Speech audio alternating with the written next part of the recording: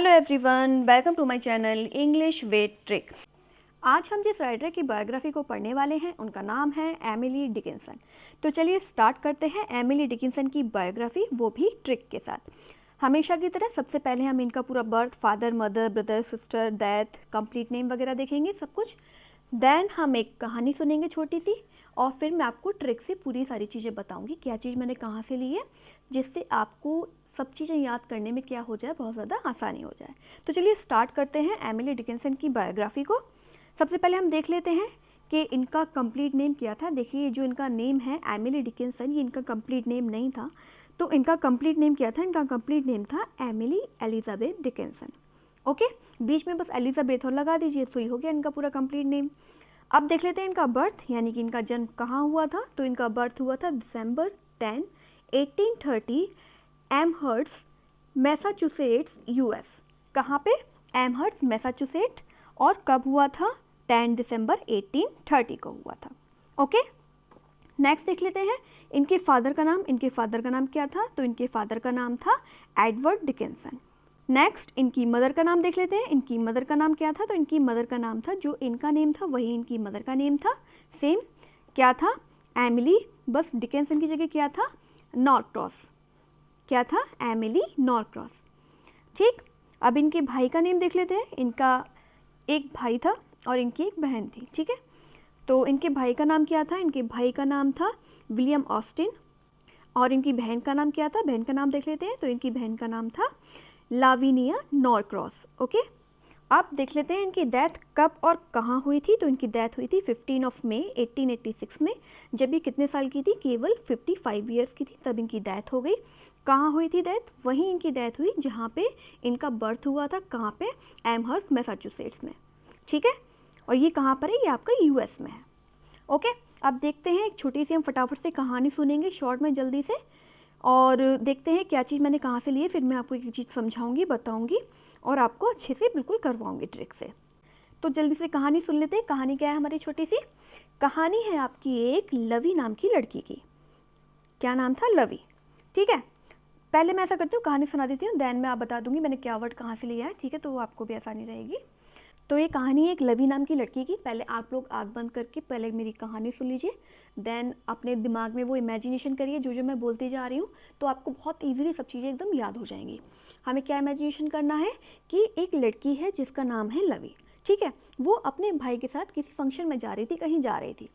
जब घर से बाहर निकली, उसे करना था रोड क्रॉस, उसे पकड़ना था ऑटो रिक्शा। ऑटो रिक्शा मिलना था रोड के उस पार।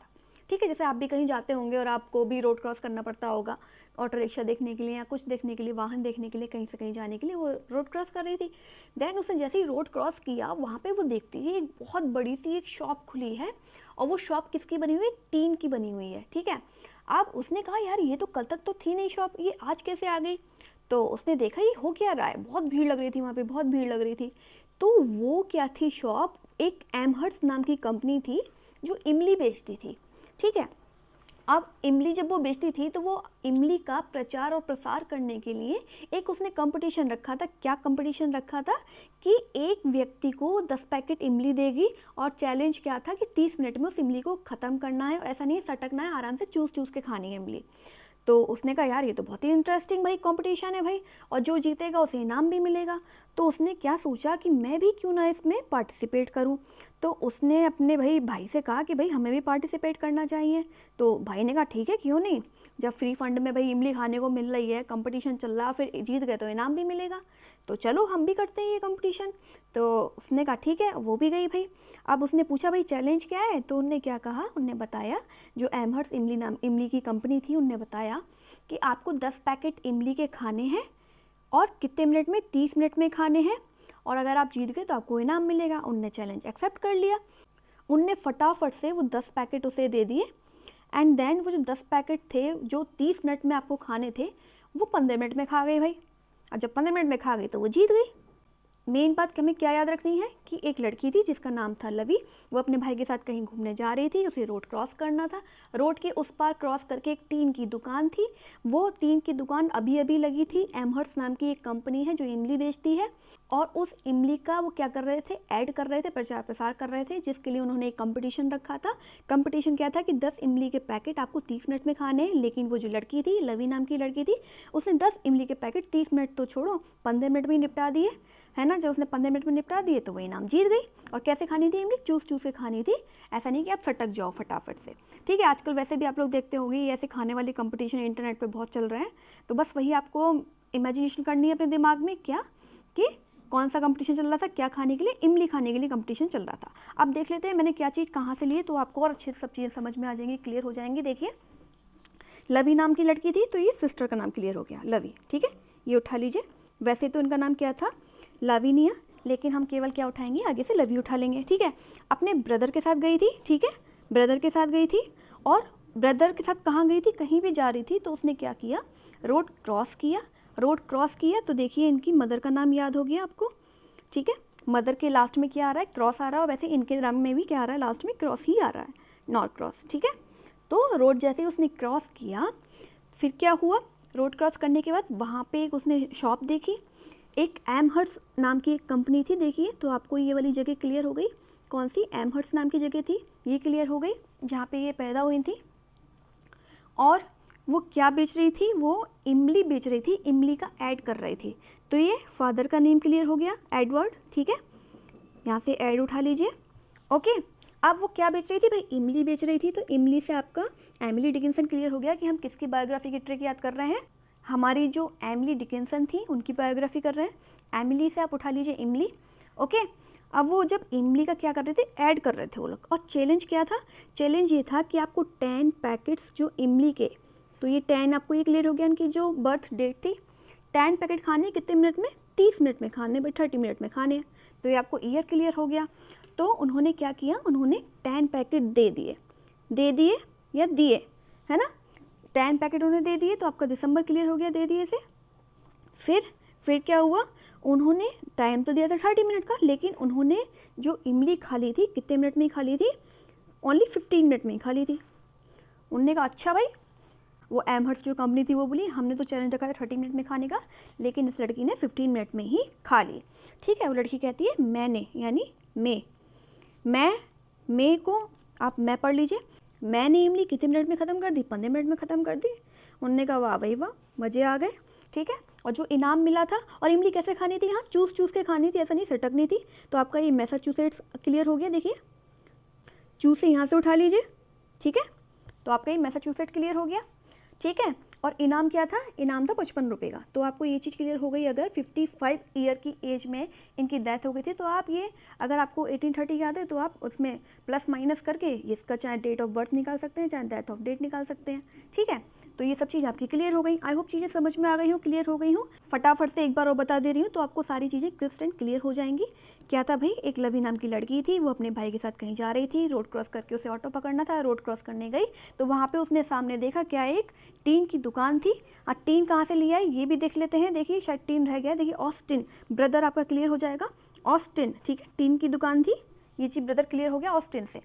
तो टीन की जब दुकान थी तो वो लोग क्या बेच रहे थे, वहाँ पे ऊपर लिख रहा था क्या, एमहर्ट्स इमली। वो क्या कर रहे थे, एक चैलेंज कर रहे थे। चैलेंज किस बात का था कि 10 पैकेट इमली के खाने हैं कितने मिनट में, 30 मिनट में खाने हैं। लेकिन जो लड़की थी उसने चैलेंज पूरा किया, उसने 10 पैकेट 15 मिनट में ही ख़त्म कर दिए। कहानी ख़त्म, और एमिली डिकिंसन की बायोग्राफी भी ख़त्म हो गई इस तरीके से। पूरा आपको याद हो गया ट्रिक से सब चीज़ें। आई होप समझ में आ गई हो, क्लियर हो गई हो। अब नेक्स्ट देख लेते हैं, नेक्स्ट है सम इम्पॉर्टेंट फैक्ट। देख लेते हैं फर्स्ट नंबर का क्या है। तो फर्स्ट नंबर का है हमारा, she was an American poet. जो हमारी एमिली डिकिंसन पोइट थी वो कैसी थी, एक अमेरिकन पोइट थी, ठीक है। सेकंड नंबर का पॉइंट देख लेते हैं। सेकंड नंबर का पॉइंट क्या है हमारा, she has been regarded as one of the most important figure in American poetry. American poetry में इनका जो एक भूमिका थी, अमेरिकन पोइट्री में बहुत ज़्यादा क्या थी, इम्पॉर्टेंट फिगर में से एक थी, ठीक है। नेक्स्ट देखते हैं थर्ड नंबर का, his father was a lawyer. इनके फादर जो थे एक लॉयर थे, in Amherst and a trustee of Amherst college. एक लॉयर थे एमहर्ट्स में, और क्या थे, एक ट्रस्टी थे एमहर्ट्स कॉलेज के, ओके। नेक्स्ट देख लेते हैं फोर्थ नंबर का। फोर्थ नंबर का क्या है हमारा, Dickinson was a prolific writer, Her only publications during her lifetime were 10 of her nearly 1800 poems and one letter. देखिए जो डिकिंसन थी, ये इन्होंने अपनी लाइफ में बहुत सारी पोएम्स लिखी, 1800 पोएम्स लिखी, लेकिन अपनी लाइफ के दौरान केवल कितनी हुई, पब्लिकेशन में कितनी गई, ओनली 10, ठीक है। बाकी सब जो है पब्लिश्ड हुई इनके मरने के बाद। ओके, नेक्स्ट पॉइंट देख लेते हैं, पॉइंट नंबर 5। पॉइंट नंबर 5 क्या है हमारा, Dickinson attended primary school in a 2-story building on pleasant street. Dickinson ने प्लेजेंट स्ट्रीट पर 2 मंजिला इमारत का एक क्या था, प्राइमरी स्कूल था, प्राथमिक विद्यालय था, वहाँ पे अपनी पढ़ाई को पूरा किया था। नेक्स्ट देख लेते हैं, नेक्स्ट है हमारा पॉइंट 6 नंबर का। क्या कहता है 6 नंबर का point, on 7 September 1840 Dickinson and her sister Lavinia started together at Amherst academy. 7 सितंबर 1840 में डिकिंसन, उनकी जो सिस्टर थी, दोनों ने साथ में एमहर्स्ट अकेडमी में एक साथ क्या किया, एक साथ स्टार्ट की अपनी पढ़ाई, दोनों ने साथ में ही सब चीज़ों की शुरुआत की। नेक्स्ट देख लेते हैं, नेक्स्ट है हमारा point number 7। Dickinson spent 7 years at the academy taking class in English and classical literature, Latin, botany, geology, history and arithmetic. क्या मतलब है इस बात का, देखिए डिकिंसन ने जो ये एकेडमी थी उसमें 7 साल बिताए थे, ओके, और वहाँ पे क्या किया था, अंग्रेजी का, है ना, और शास्त्रीय साहित्य का, लैटिन का, वनस्पति विज्ञान का, भूविज्ञान का, इतिहास का और अंक गणित का क्या किया, लेक्चर लिया, यानी कि इन सब की क्लासेस ली वहाँ पे जाके, ठीक है।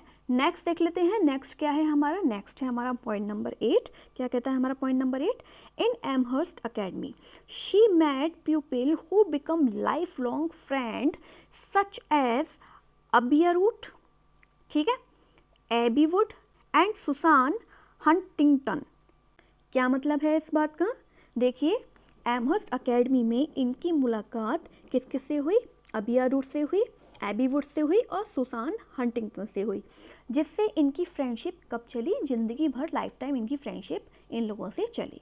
ओके, नेक्स्ट देख लेते हैं पॉइंट नंबर 9। क्या कहता है हमारा point number 9, in 1847 Dickinson began attending Mount Holyoke college in South Hadlee.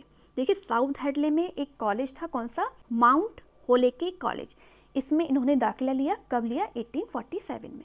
Okay, I hope समझ में आ रही हो, चीज़ें क्लियर हो रही हूँ। नेक्स्ट देख लेते हैं, नेक्स्ट क्या है हमारा, नेक्स्ट है हमारा पॉइंट नंबर 10। क्या कहता है point number 10, she stayed at the seminary for only 10 months and return home. उन्होंने 10 month कहाँ बिताए थे, सेमिनरी में बिताए थे, एक मदरसे में बिताए थे, और उसके बाद वो अपने घर लौटे आई थी। नेक्स्ट देख लेते हैं पॉइंट नंबर 11। क्या कहता है point number 11, when she was 18, जब वो 18 years की थी, Dickinson family befriended a young attorney by the name of Benjamin Franklin Newton. देखिए जब वो 18 साल की थी तो डिकिंसन के परिवार ने बेंजामिन फ्रैंकलिन न्यूटन के नाम से एक युवा व्यक्ति था, और पूरी फैमिली से क्या हो गई थी, उस युवा व्यक्ति की दोस्ती हो गई थी। ओके, बिल्कुल फ्रेंडली हो गए थे वो लोग। नेक्स्ट देख लेते हैं, नेक्स्ट पॉइंट है हमारा point number 12। He gifted Ralph Waldo Emerson's first book of collected poem to Emily। ये जो थे बेंजामिन फ्रैंकलिन न्यूटन, इन्होंने एमिली को क्या दी थी, एमिली को क्या दी थी, एक बुक दी थी। कौन सी बुक दी थी, जो ये थे आपके Emerson first book of collected poem. किसकी बुक थी ये बुक थी आपकी रॉल्फ वॉल्डो की थी। उनकी एक संकलित कविताओं की एक बुक थी, वो उन्होंने किसको दी थी, एमिली को दी थी as a gift. Okay, next देख लेते हैं पॉइंट नंबर 13। पॉइंट नंबर 13 क्या है, Dickinson poetry was heavily influenced by the metaphysical poets of 17th century England. Dickinson, Emily Dickinson की जो पोइट्री थी वो 17th century के जो कवि थे, कौन से कवि थे, जो मेटाफिजिकल कवि थे। मेटाफिजिकल मैं आपको पहले बता चुकी हूँ, और इनका एक ग्रुप था जो इंग्लैंड में रहता था, उनसे बहुत ज़्यादा क्या थी, प्रभावित थी, इन्फ्लुएंस थी। नेक्स्ट देख लेते हैं, नेक्स्ट है हमारा पॉइंट नंबर 14। क्या कहता है हमारा point number 14, during the 1850 Emily's strongest and most affectionate relationship was with her sister-in-law। उनका एक बहुत करीबी बॉन्ड था, एक रिलेशनशिप, बहुत अच्छी रिलेशनशिप थी, बहुत ज़्यादा प्यार करती थी, बहुत मजबूत रिलेशनशिप थी। किसके साथ, अपनी सिस्टर इन लॉ यानी अपनी भाभी के साथ। कब, 1850 में। और उनकी भाभी का नाम क्या था, उनकी भाभी का नाम था आपका सुसान गिलबर्ट। ठीक है, इनके साथ क्या थी, बहुत मजबूत रिलेशनशिप थी इनकी। Emily eventually sent her over 300 letters, और उन्होंने अपनी भाभी को कितने लेटर लिखे थे, ओवर 300 लेटर्स, 300 से भी अधिक पत्र उन्होंने उनके लिए लिखे थे। ठीक है, नेक्स्ट पॉइंट देखते हैं, पॉइंट नंबर 15 क्या कहता है हमारा पॉइंट नंबर 15। देखिए, Emily entered into a state of seclusion after the death of several friends, live much of her life in isolation. देखिए, आइसोलेशन सब लोग जानते हैं भाई, कोरोना ने बहुत फेमस कर दिया है ना। जब कोई व्यक्ति बिल्कुल बंद हो जाता है, एकांत में या तन्हाई में चला जाता है, वही हो गया आपका आइसोलेट होना, आइसोलेशन हो गया। ठीक है, मतलब उसके आसपास और कोई ना हो, वही अकेला हो, मैं और मेरी तन्हाई, वही चीज़ होता है क्या, आइसोलेशन। ठीक है, अब देखते हैं क्या कहना चाह रहा है ये कि Emily entered into a state of seclusion, मतलब जो हमारी एमिली डिकिंसन थी वो बहुत ज़्यादा सिक्यूशन में चली गई थी, बहुत ज़्यादा मतलब परेशान हो गई थी, एकांत में चली गई थी। वो होता है ना एकांतवास, वही हमें कोई नहीं चाहिए, हमें अकेला रहने दो, वही चीज़ होती है आपकी क्या, सिक्यूशन, है ना। एकांत में चली गई थी, कब चली गई थी, जब the death of several friends, जब उनके बहुत सारे फ्रेंड्स की क्या होती गई, लगातार डेथ होती गई। एंड फिर क्या हुआ, उन्होंने अपने जीवन में क्या कर लिया, अपने को आइसोलेट कर लिया, आइसोलेशन में चली गई थी वो। Live much of her life in isolation, तो उन्होंने अपना मोस्टली जीवन जो है अकेलेपन में फिर बिताया। ठीक है, नेक्स्ट पॉइंट देखते हैं, पॉइंट नंबर 16 क्या है, she is known as the woman in white. ये देखिए, ये आपका इंपॉर्टेंट पॉइंट है, ये अक्सर आ जाता है कि वोमैन इन वाइट किसे बोला जाता है, तो आपका बोला जाता है किसे, एमिली डिकिंसन को। ओके, तो वो वोमैन इन वाइट के नाम से भी जानी जाती थी। पॉइंट नंबर 17 देख लेते हैं क्या है, in 1855 she visited Washington DC to meet his father. 1855 में वो कब आई थी, वॉशिंगटन डीसी आई थी अपने पिताजी से मिलने के लिए। First day spend 3 week in Washington, और उन्होंने क्या किया, वॉशिंगटन में कितने हफ्ते बिताए, उनके पिताजी के साथ उन्होंने बिताए 3 वीक्स, यानी कि 3 हफ्ते बिताए। ओके, नेक्स्ट देख लेते हैं, नेक्स्ट है हमारा point number 18। Then she went to Philadelphia for 2 weeks, उसके बाद वो फिलाडेल्फिया चली गई 2 हफ्तों के लिए, टू विजिट फैमिली, अपनी फैमिली से मिलने के लिए। फिर क्या हुआ, in Philadelphia she meet Charles Wordsworth, a famous minister. देखिए, वहाँ पे इनकी मुलाकात हुई किससे, चार्ल्स वर्ड्सवर्थ से हुई, और ये क्या थे, एक फेमस मिनिस्टर थे। फेमस मिनिस्टर थे कहाँ के, एक चर्च के। कौन थे, एक चर्च के फेमस मिनिस्टर थे। ठीक है, नेक्स्ट देख लेते हैं, नेक्स्ट हमारा पॉइंट नंबर 19 क्या कहता है हमारा point number 19। Charles Wordsworth deeply influenced Emily. जो ये थे हमारे चार्ल्स वर्ड्सवर्थ थे, इन्होंने एमिली को बहुत ज़्यादा क्या किया, प्रभावित किया। नेक्स्ट पॉइंट हमारा point number 20। In the late 1850s Dickinson befriended Samuel Bowles, the owner and editor-in-chief of the Springfield Republican, and his wife Mary।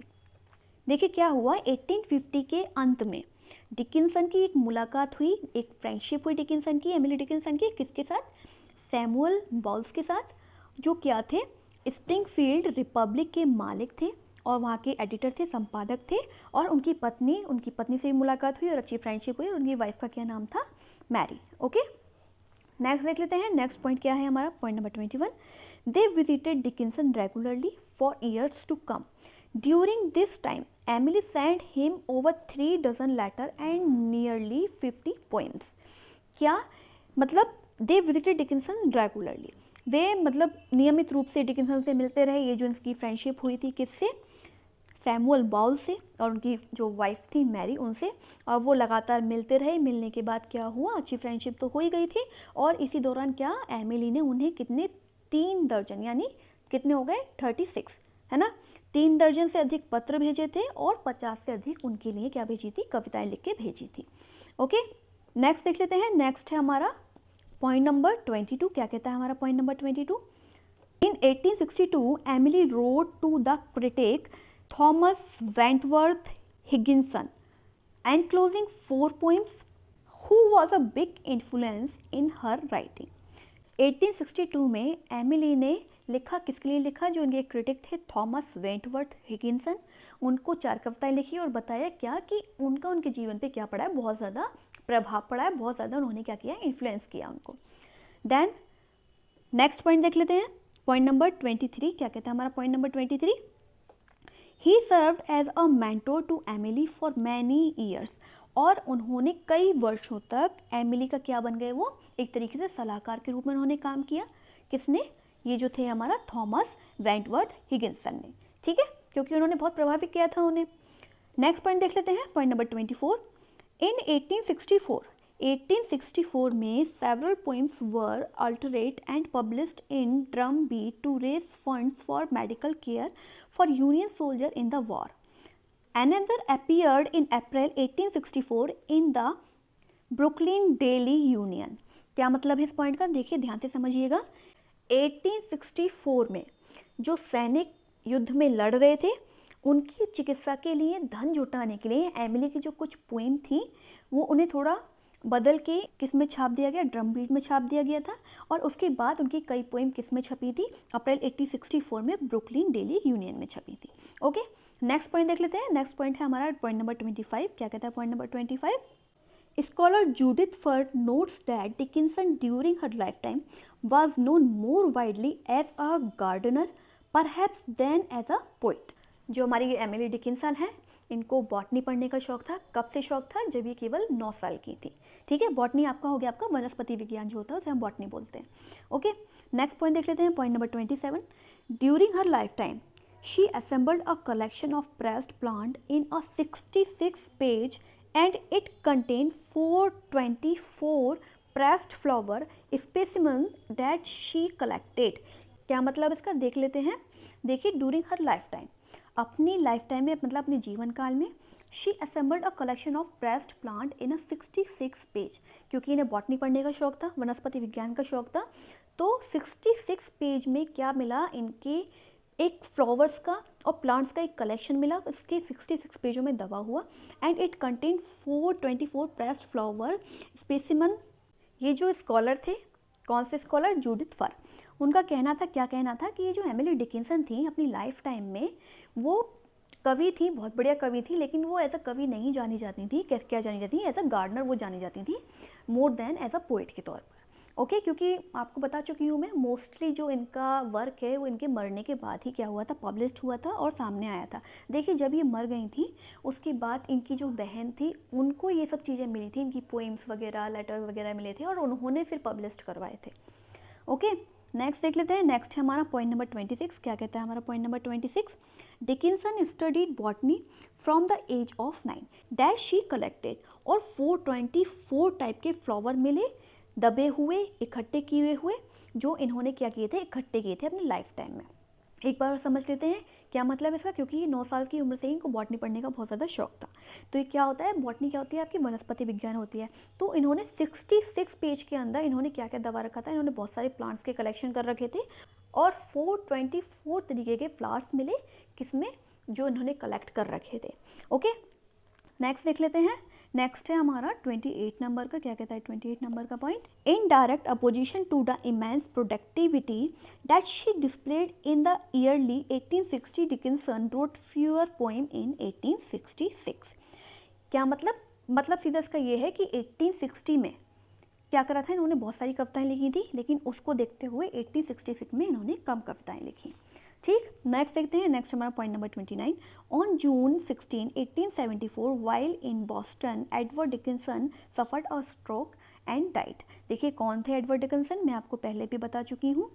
Edward Dickinson थे इनके फादर, है ना, मैं आपको ऑलरेडी पूरा बता चुकी हूँ, फादर, मदर, ब्रदर सब के बारे में बता चुकी हूँ।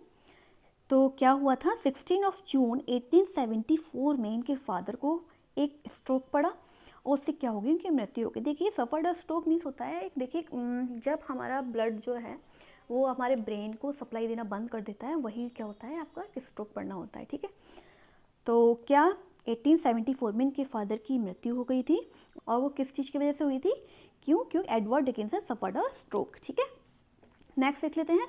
नेक्स्ट हमारा पॉइंट नंबर 30। क्या कहता है पॉइंट नंबर 30?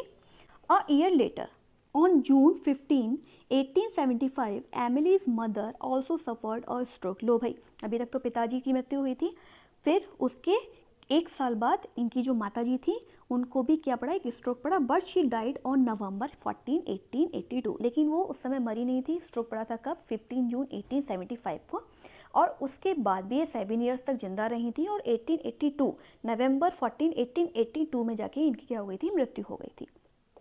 नेक्स्ट देख लेते हैं point number 31। Her nephew died in 1883।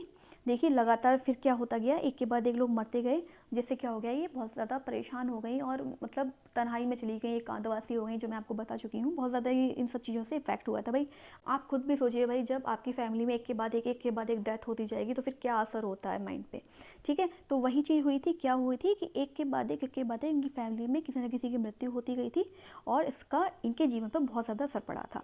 देख लेते हैं फिर से क्या है। इनका जो नेफ्यू था, इनका जो भतीजा था, उसकी भी मृत्यु हो गई थी 1883 में, और इसका इनके जीवन पे बहुत ज़्यादा गहरा असर पड़ा था, क्योंकि इनका जो रिलेशन था इनकी भाभी से वो बहुत ज़्यादा अच्छा था, जैसे मैं आपको बता चुकी हूँ। और फिर इनका भतीजा भी ख़त्म हो गया तो उसका भी इन पर बहुत ज़्यादा असर पड़ा था। नेक्स्ट पॉइंट देख लेते हैं, पॉइंट नंबर 32।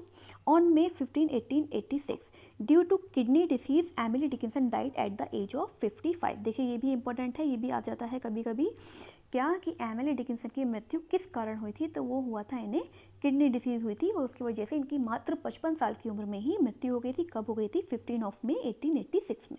ओके, नेक्स्ट देख लेते हैं पॉइंट। नेक्स्ट क्या है point?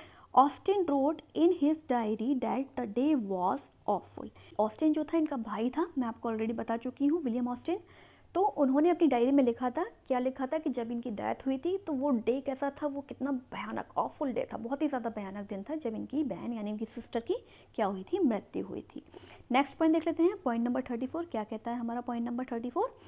Despite Dickinson's prolific writing, only 10 poems and a letter were published during her lifetime। ये भी मैं आपको ऑलरेडी बता चुकी हूँ कि अपने जीवन काल के दौरान इन्होंने लिखे तो बहुत सारे 1800 पोएम्स, बट इनकी लाइफ टाइम के दौरान यानी इनके जीवन काल के दौरान केवल 10 पोएम्स और एक लेटर ही क्या हुआ था? पब्लिश्ड हुआ था। नेक्स्ट देख लेते हैं, नेक्स्ट पॉइंट क्या है हमारा? A few of Dickinson poems appeared in Samuel Bowles Springfield Republican between 1858 and 1868। क्या मतलब इसका? कि डिकिंसन की जो कुछ कविताएं थी वो 1858 और 1868 के बीच में छपी थी। कब छपी थी और कहाँ छपी थी? सैमुअल बाउल्स के स्प्रिंगफील्ड रिपब्लिकन में। ओके, नेक्स्ट देख लेते हैं। नेक्स्ट हमारा point number 36। Most of her work was done in secret, she didn't share most of what she wrote. Secretly लिखा था इन्होंने work, and didn't share most of what she wrote, और ये मतलब शेयर नहीं करती थी किसी से भी कि क्या लिखती हैं क्या नहीं लिखती, ठीक है। नेक्स्ट पॉइंट देखते हैं, point number 37। After her younger sister Lavania discovered the collection of nearly 1800 poems, Dickinson first volume was published 4 year after her death. देखिए मैंने आपको बताया था क्या कि इनके मरने के बाद इनकी जो बहन थी लाविनिया, उनको क्या मिला था? उनको मिला था इनकी पोएम्स का कलेक्शन। तब इन्होंने देखा भाई उन्होंने लगभग कितनी पोएम्स लिखी थी? 1800 पोएम्स लिखी थी, और उनके मरने के 4 साल बाद वो सारी पोएम क्या हुई थी? पब्लिश्ड हुई थी, ठीक है। नेक्स्ट पॉइंट देख लेते हैं, point number 38। Dickinson's poem were considerably edited and alternate from their manuscript version. Dickinson की जो पोएम थी, जो उनके लिखे हुए, मैन्यूस्क्रिप्ट बोलते हैं हस्तलिखित, है ना, जो हाथ से लिखी हुई चीज़ें थी उनको थोड़ा सा अल्टरनेट किया गया और उसके बाद क्या किया गया?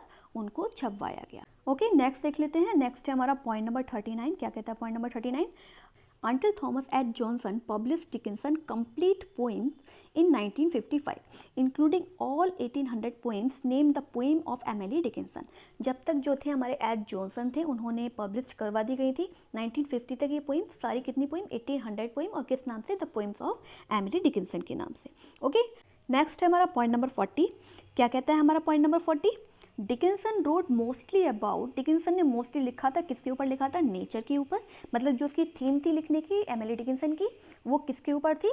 नेचर के ऊपर, यानी हमारी प्रकृति के ऊपर। लव के ऊपर यानी कि प्रेम, डेथ यानी कि मृत्यु के ऊपर, इमोरलिटी यानी कि जो आपकी अनैतिकता होती है उसके ऊपर, एंड गॉड यानी कि ईश्वर के ऊपर। उनकी जो मेन थीम थी ये सब थी। ओके, आई होप चीज़ें समझ में आई हूँ, क्लियर हुई हूँ, और इसकी PDF मैं आपको डिस्क्रिप्शन बॉक्स में लिंक दे दूँगी, उससे आप डाउनलोड कर सकते हैं। और अगर वीडियो अच्छा लगा हो तो लाइक, सब्सक्राइब और शेयर करना मत भूलिएगा। Thank you very much.